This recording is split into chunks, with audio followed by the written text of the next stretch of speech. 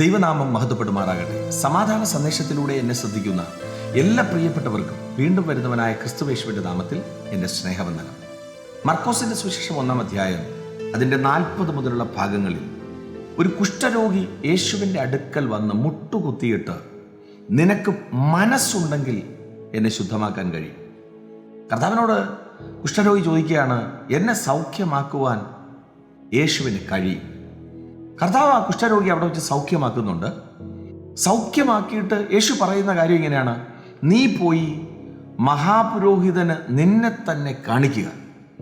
നിന്റെ ശുദ്ധീകരണത്തിനുള്ള കാര്യങ്ങളൊക്കെ ക്രമീകരിച്ചിട്ട് നിന്റെ ജീവിതത്തിൽ വന്നത് അവർക്ക് സാക്ഷ്യത്തിന് വേണ്ടിയിട്ട് നീ നിന്നെ തന്നെ ഒന്ന് കാണിക്കുക.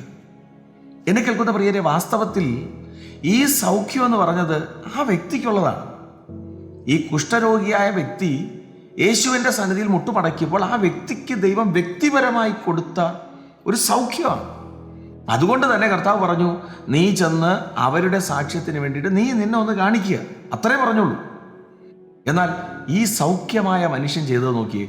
അതിൻ്റെ അടുത്ത് പറയുന്നത് ഇങ്ങനെയാണ്: അവനോ പുറപ്പെട്ട് വളരെ ഘോഷിപ്പാനും വസ്തുത പ്രസംഗിപ്പാൻ തുടങ്ങി. എന്തോ പ്രസംഗിച്ചു? കുഷ്ഠരോഗം സൗഖ്യമായത് പ്രസംഗിക്കാൻ തുടങ്ങി. കാര്യം പറയാൻ തുടങ്ങിയപ്പോൾ അവിടെ പറയുന്നുണ്ട്, കർത്താവിന് പട്ടണത്തിൽ കടക്കാൻ പറ്റാതെയായി. കർത്താവ് ഇത് ചെയ്യാൻ പറഞ്ഞില്ലല്ലോ. കർത്താവ് കുഷ്ഠം മാറിയത് പോയി കാണിക്കേണ്ടവരെ കാണിക്കാനല്ലേ പറഞ്ഞുള്ളൂ.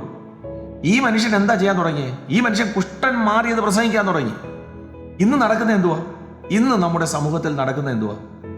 കുഷ്ഠം മാറി, രോഗസൗഖ്യം നടന്നു, കടഭാരം മാറി. യേശുവിനെ പ്രസന്റ് ചെയ്യുന്നതിനേക്കാൾ അധികമായിട്ട് മനുഷ്യർക്ക് വേണ്ടുന്ന കാര്യങ്ങളെ കൊടുക്കാൻ തുടങ്ങി. കർത്താവിൻ്റെ സുവിശേഷം നോക്കിയേ. യേശു കർത്താവ് 3.5 വർഷം നടന്ന് അത്ഭുതം ചെയ്തില്ലെന്നല്ല, അത്ഭുതം ചെയ്തു, അടയാളങ്ങൾ ചെയ്തു. പക്ഷേ കാര്യങ്ങളായിട്ട് തന്നെ കർത്താവ് പറഞ്ഞു. ഒരു സ്ഥലത്തെത്തിയപ്പോൾ കൂടെ വന്നവരെല്ലാം പറഞ്ഞില്ലേ, ഇത് കഠിന വാക്ക്, ഞങ്ങൾക്കിത് വേണ്ടാന്ന് പറഞ്ഞ് ഇട്ടിട്ട് പോയില്ലേ? എന്നാൽ ഇവിടെ ഈ കുഷ്ഠരോഗി എന്തുവാ ചെയ്തേ? വസ്തുത പ്രസംഗിച്ചു. എന്തോ വസ്തുത? തൻ്റെ കുഷ്ഠം മാറി. ഇന്നും അതല്ലേ? കർത്താവ് അത് ചെയ്തു, കർത്താവ് ഇത് ചെയ്തു. വാസ്തവത്തിൽ ക്രൂശിന്റെ മഹത്വത്തെ മറയ്ക്കുന്നില്ലേ? എന്നെ കേൾക്കുന്ന പ്രിയരെ, കർത്താവ് ഇന്നും അത്ഭുതം ചെയ്യാൻ ശക്തനാണ്. ഇന്നും രോഗസൗഖ്യം സംഭവിക്കും, ഇന്നും കടഭാരം മാറ്റും. പക്ഷെ യേശു വന്നത് അതിനു വേണ്ടിയിട്ടല്ല. കർത്താവ് വന്നത് കുഷ്ഠരോഗം മാറ്റാൻ വേണ്ടി മാത്രമല്ല. കർത്താവ് വന്നത് കുഷ്ഠരോഗമുള്ളവനെ, കുഷ്ഠരോഗം ഇല്ലാത്തവനെ, ധനവാനെയും ദരിദ്രനെയും ഒരുപോലെ നിത്യത എന്ന വലിയ ദർശനത്തിലേക്ക് കൊണ്ടുപോകാൻ യേശു വന്നത്. അത് പ്രസംഗിക്കാൻ യേശുവിന് പട്ടണത്തിൽ കയറാൻ പറ്റാത്ത നിലയിലോട്ട് ഈ മനുഷ്യൻ കൊണ്ടെത്തിച്ചു. അവിടെ പറയുന്നുണ്ട്, കർത്താവ് നിർജ്ജന സ്ഥലത്ത് പോയി, ജനമില്ലാത്ത സ്ഥലത്ത് പോയി. വിവിധ സ്ഥലത്ത് നിന്ന് ആൾക്കാർ അവിടെ വന്നു, സത്യമാണ്. പക്ഷേ ഒന്ന് ഓർക്കണം, യേശു കർത്താവിന് ചെയ്യേണ്ട കാര്യങ്ങൾ ചെയ്യാൻ പറ്റാത്ത നിലയിലോട്ട് ഒരു മനുഷ്യൻ പ്രസംഗിക്കാൻ തുടങ്ങി.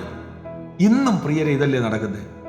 നമ്മുടെ ജീവിതത്തിനകത്ത് ദൈവത്തിൻ്റെ പരിജ്ഞാനം പ്രാപിച്ചിട്ട് ക്രിസ്തുവിൻ്റെ രക്തത്തിൻ്റെ മഹത്വത്തെ പ്രസംഗിപ്പാൻ, ആ ക്രൂശീകരണം പ്രസംഗിപ്പാൻ ഈ സന്ദേശം കേൾക്കുമ്പോൾ കർത്താവ് ഓരോ വ്യക്തികളെയും വിശ്വസ്തയോടെ നടക്കാൻ സഹായിക്കട്ടെ. വിശ്വസിക്കുക, പ്രാർത്ഥിക്കുക. ദൈവം വിശ്വസ്തൻ. God bless U.